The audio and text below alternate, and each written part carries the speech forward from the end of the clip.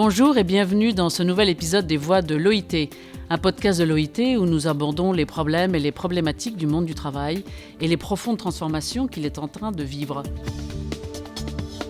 Nous allons parler aujourd'hui de l'aménagement du temps de travail, un sujet de grande actualité depuis que la pandémie nous a habitués dans un temps record au télétravail.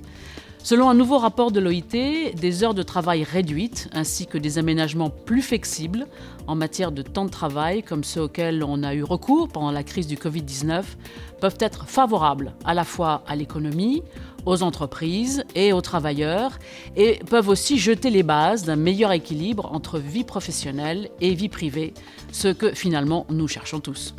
Alors pour en parler aujourd'hui avec nous, nous avons John Messenger, spécialiste des conditions du travail de l'OIT et auteur de ce rapport. Bonjour John, merci d'être avec nous. Oui, bonjour Isabelle. Alors John, est-ce que l'on peut être plus productif en travaillant moins ?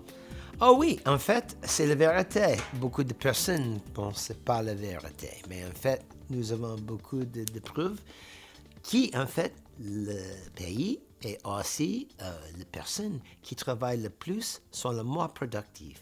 Parce que si vous travaillez beaucoup d'heures, vous pouvez devenir très fatigué, même épuisé, et après, votre productivité peut diminuer.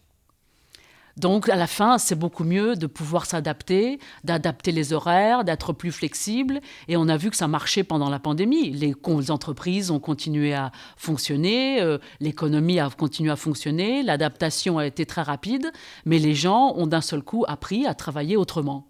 Oui, et c'est incroyable pour moi parce que la préparation, c'était pas là.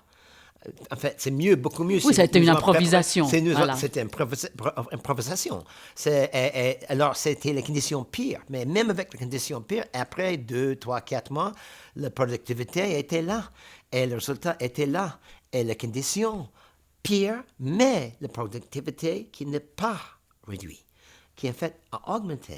Et je pense que c'est parce que les gens ont vraiment adapté bien et ciblé sur les choses nécessaires et sur les tâches nécessaires et pas perdu beaucoup de temps juste pour les choses qui ne comptent pas.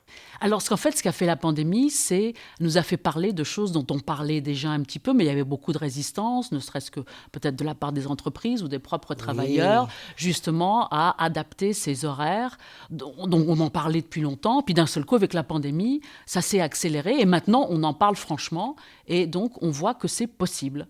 Oui, c'est clair que c'est possible.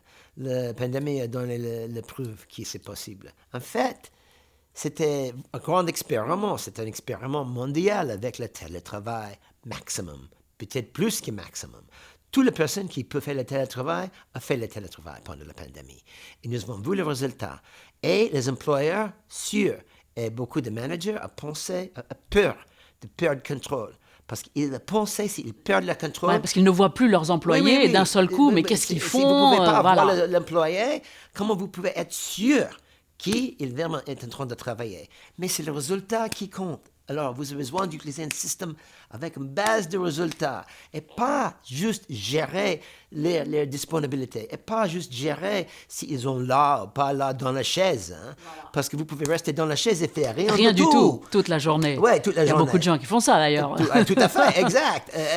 Oui, avant, beaucoup de gens qui ont fait ça. Et maintenant, si vous ciblez sur votre travail et vous vraiment ciblez sur des choses qui comptent et vous avez la tâche claire et le produit clair que vous êtes responsable de faire, vous pouvez cibler sur la tâche et donner une meilleure productivité. Mais il y a quand même une résistance culturelle. Et encore maintenant, on le voit, il y a des entreprises qui ont redemandé à leurs travailleurs de revenir au travail. Oui. Et il y a quand même toujours cette vision d'avoir le travailleur devant son ordinateur ou dans l'entreprise, alors que, bon, il y en a qui, en effet, on vient de le dire, ça a été démontré que ça n'a pas eu souvent, il y a une adaptation et donc les entreprises ont pu continuer à marcher. Donc, que faire pour justement vaincre cette résistance un peu culturelle ? Ouais, c'est difficile parce que la pandémie vraiment a donné la preuve que c'est possible, la preuve que les résultats sont là. Mais c'est clair, vous avez la résistance culturelle, la résistance psychologique aussi, et la résistance aussi si le manager ne comprend pas comment gérer une équipe qui n'est pas là-bas dans le bureau. En fait, quelque chose que vous pouvez utiliser, c'est la formation, pas juste pour les employés, mais aussi pour le manager, pour les employeurs, pour le manager, pour le responsable. Comment vous pouvez gérer une équipe virtuelle, en fait, une équipe qui est dispersée, une équipe qui peut travailler de partout, en fait. Et c'est différent, vous avez besoin d'utiliser les résultats, vous avez besoin d'utiliser certaines techniques pour faire la communication, pour assurer que la communication continue et pour assurer que vous pouvez gérer l'équipe correctement. Mais ce n'est pas la même technique que vous utilisez dans le bureau. Alors, je pense que formation, c'est clé. Vraiment, formation, c'est clé pour montrer que c'est possible, pour donner les outils, pour utiliser, pour gérer les équipes qui n'est pas dans le bureau. Et est-ce qu'il doit y avoir aussi de la part des gouvernements un certain contrôle, puisque ça aussi, dont on a parlé par exemple en France ou dans d'autres pays, le droit à la déconnexion, encadrer ce télétravail pour qu'il ne devienne pas en fait quelque chose de beaucoup plus long. Donc quel est le travail du point de vue des gouvernements, quelles sont les nécessités d'encadrement de ce nouvelle forme de travail? Oui, c'est vrai, mais c'est vrai. La chose intéressante aussi, c'est parce que, en fait, les gens qui font le télétravail ont tendance à travailler plus des heures que les gens au bureau. Et ça, c'est pas la chose que les employeurs peuvent penser. En fait, ils pensent qu'ils vont travailler moins, mais les travailleurs travaillent plus, en fait, et produisent plus. Alors, vous avez besoin d'avoir un encadrement. Mais vous avez besoin d'avoir quelque chose, une réglementation flexible, pas trop rigide, pas trop strict, mais quelque chose qui peut protéger le travailleur, assurer qu'il peut déconnecter, pas juste pour le week-end, et aussi chaque jour, et aussi pour une période de fête et de vacances aussi. Vous avez besoin d'avoir le droit à la déconnexion ou, au minimum, une pratique de la déconnexion. Et comme ça, vous pouvez assurer que le travailleur peut bénéficier de repos qui est nécessaire, en fait, pour leur vie personnelle, mais aussi, il a besoin de reposer aussi pour augmenter la productivité. Parce que si vous êtes trop fatigué, comme nous avons discuté, que vous êtes épuisé, vous ne pouvez pas produire au même niveau. Ce n'est pas possible. Et en plus, si aussi beaucoup de gens ont découvert que toutes ces heures qu'ils passent dans les transports en commun pour aller au travail, ils peuvent les utiliser pour faire d'autres choses, pour être plus avec leur famille ou pour être plus chez eux. Donc il faut trouver quand même un certain équilibre et il faut que cet équilibre soit quand même encadré et soit réglé. Est-ce qu'il faut que ça soit au sein des entreprises, que ça justement, plus peut-être qu'au niveau des gouvernements, que ce dialogue et que ces questions doivent être abordées? Oui. C'est très important, je pense. Pas juste au niveau d'un pays ou secteur, mais aussi au niveau des entreprises ou organisations, comme le BIT, par exemple. Vous avez besoin d'avoir quelque chose de règles spécifiques, comment de gérer le télétravail, mais aussi la bonne pratique. Aussi, les gens ont besoin d'être bien formés. Aussi, vous avez besoin vraiment d'avoir un dialogue entre le manager et le travailleur concernant comment de faire ça. Et ça inclut aussi les tâches et les produits de qui ils sont responsables. Et comme ça, vous pouvez obtenir une situation en fait gagnant-gagnant où les employeurs peuvent gagner un bon résultat et le travailleur peut protéger leur vie personnelle et aussi travailler avec un maximum d'efficacité. Aussi, il y a aussi, ça a créé aussi d'autres dissensions à l'intérieur du monde du travail, parce qu'il y a des professions qui ne peuvent pas faire du télétravail et qui doivent continuer à avoir une forme plus traditionnelle de travail. Donc ça crée aussi des dissensions, des tensions au sein du monde du travail. Donc comment résoudre ça pour les professions qui ne pourront pas vraiment changer de mode de travail, ils ne pourront pas vraiment s'adapter à la flexibilité? Oui, moi, j'insistais il y a longtemps que c'est possible de trouver la flexibilité même au sein du bureau, parce qu'avec les horaires flexibles, vous pouvez avoir des horaires flexibles, en fait, une plage des horaires flexibles, même dans le bureau, où vous pouvez arriver plus tard si vous avez besoin, par exemple, de porter vos enfants à l'école, où vous pouvez aussi partir plus tôt si vous avez besoin Aller les chercher à les l'école, chercher ou, à l'école, ou exactement. avoir d'autres tâches de famille, ou avoir Tout à un fait. parent malade, Ouais. etc. Vous avez une réunion avec le professeur à l'école, quelque Oui, chose aussi comme ces ça. possibilités de formation en Formation, parallèle. tout à fait. Il y a beaucoup de possibilités, mais vous Même pouvez... les semaines de 4 jours, Ah oui, parlons-en. même les semaines de 4 4 jours, exact. Ou une semaine comprimée de 4 jours aussi. Absolument, c'est aussi... Légère comprimée, en Voilà, fait. c'est ça. Mais on en parle maintenant. Avant, c'était qu'une petite minorité, et maintenant, c'est devenu un vrai sujet dans le monde du tout à travail. fait. Donc ça, c'est quand même la grande nouveauté. Ça, c'est une nouveauté, en fait. Mais je pense que c'est tout les choses qui étaient, comment on veut dire, qui étaient le résultat de la pandémie, l'expérience de la pandémie, où les Elle gens... était très marquante. Oui. Il y a vraiment un avant et un après. Oui. C'est vraiment un changement dramatique. Parce que les gens pensent différemment maintenant. Je pense, nous avons réalisé ça avant. Et on ne retournera maintenant, pas en arrière. Non, on ne retournera pas. Parce que les gens comprennent maintenant, vraiment comprendre, que la vie est courte. Et la vie est fragile. Il n'y a pas de garantie. Un jour, vous êtes ici. Un autre jour, peut-être, vous n'êtes plus ici. Vous avez besoin de profiter maintenant. Alors, vous avez besoin de cibler sur le travail pendant la période de travail. Mais aussi, vous avez besoin de faire les choses personnelles. Vous ne pouvez pas juste faire un sacrifice pour le travail. Faire le sacrifice et oublier votre vie personnelle. Je crois que pour les jeunes travailleurs, c'est devenu vraiment une condition essentielle de ce qu'ils veulent ou ce qu'ils recherchent dans un travail, une plus grande flexibilité. Absolument. Et ça, c'est quelque chose qui est maintenant une des bases de ce qu'ils recherchent, non? Il est devenu un avantage compétitif pour les entreprises aussi. Si j'ai géré une entreprise, je peux dire, je vais donner vous le maximum de flexibilité et je ne suis seulement sur le résultat. Et il y a beaucoup d'entreprises très intelligentes qui ont compris qu'ils peuvent obtenir un avantage compétitif pour recruter des gens, pour recruter les meilleurs éléments. Pour les gens avec la compétence, le mieux compétence. Et bien, par dire, OK.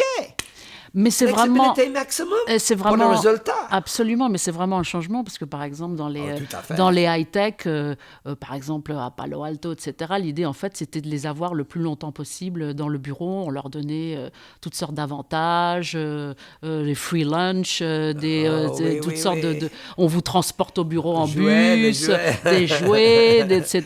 Maintenant, au contraire, c'est non, délocalisez-vous, mais aussi en fonction, votre salaire va changer si vous vivez dans une ville aussi moins cher. Donc c'est aussi des ajustements aussi économiques en fonction de où se situe le travailleur. Oui, c'est vrai.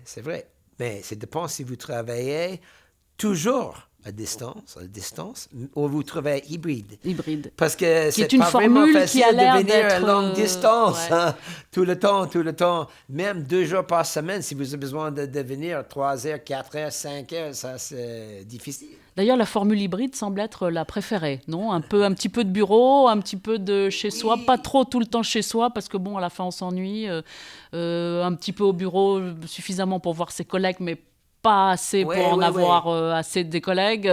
Juste la moitié-moitié, non? Pour la socialisation, je crois quelque chose moitié-moitié, peut-être 3 jours, 2 jours, quelque chose comme ça. Pour la socialisation. Pour rencontrer les gens, pour rester connecté avec l'organisation.